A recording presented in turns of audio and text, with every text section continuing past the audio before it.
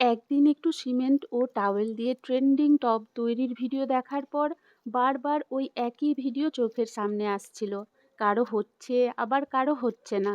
তাই ভাবলাম আমিও একবার চেষ্টা করে দেখি কি হয়।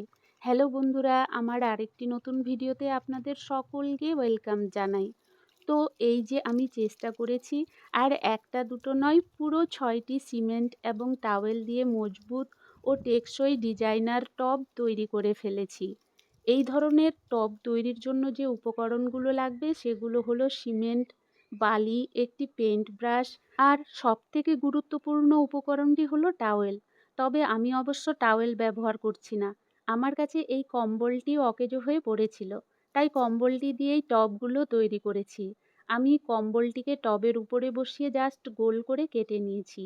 টবের সাইজ অনুযায়ী কাপড়টিকে টব কিংবা বালতিতে বসিয়ে ইচ্ছে মতো ডিজাইন করার জন্য সেইভাবে কেটে নিলেই হবে, এবং অবশ্যই একটি ড্রেনেজ হোল আগেই করে নিতে হবে। এবারে আর একটুও দেরি না করে টবগুলো তৈরি করতে শুরু করে দিই।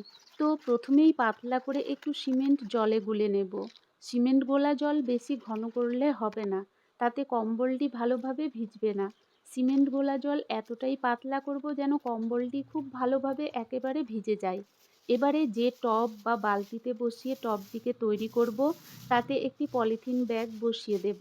তাতে সিমেন্টের টবটি শুকিয়ে যাওয়ার পর খুব সহজেই বেরিয়ে আসবে। এরপর কম্বলটিকে টবের উপরে বসিয়ে দেব। লক্ষ্য রাখতে হবে ড্রেনেজ হোলটি যেন টবের ঠিক মাঝ বরাবর থাকে। এবারে খুব সুন্দরভাবে ভাঁজগুলোকে ঠিকঠাক করে নেব।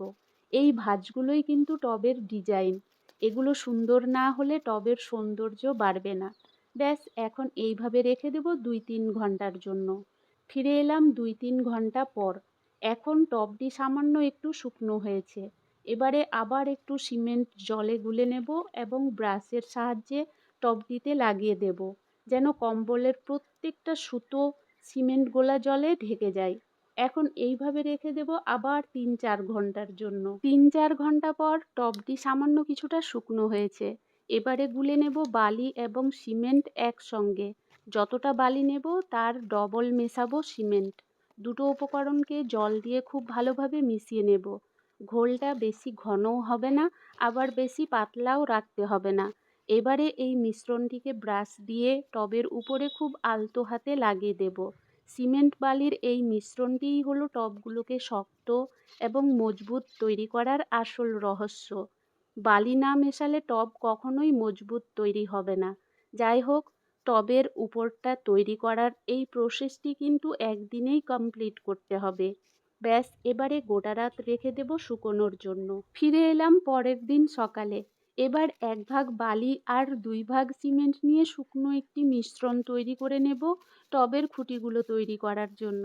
প্রথমে একটু সিমেন্ট গোলা জল দিয়ে ভিজিয়ে নেব। তারপর বালি ও সিমেন্টের শুকনো মিশ্রণটি দিয়ে 3টি খুঁটি তৈরি করে নেব।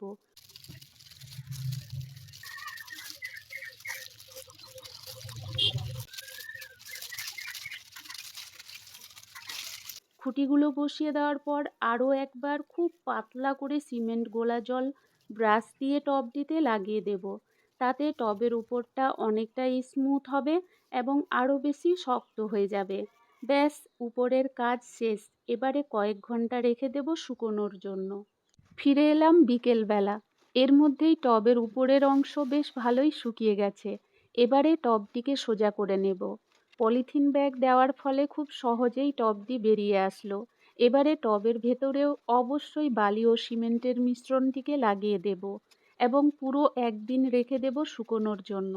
ব্যাস, তৈরি হয়ে গেল সিমেন্ট ও কম্বল দিয়ে মজবুত ও টেকসই ডিজাইনার টব।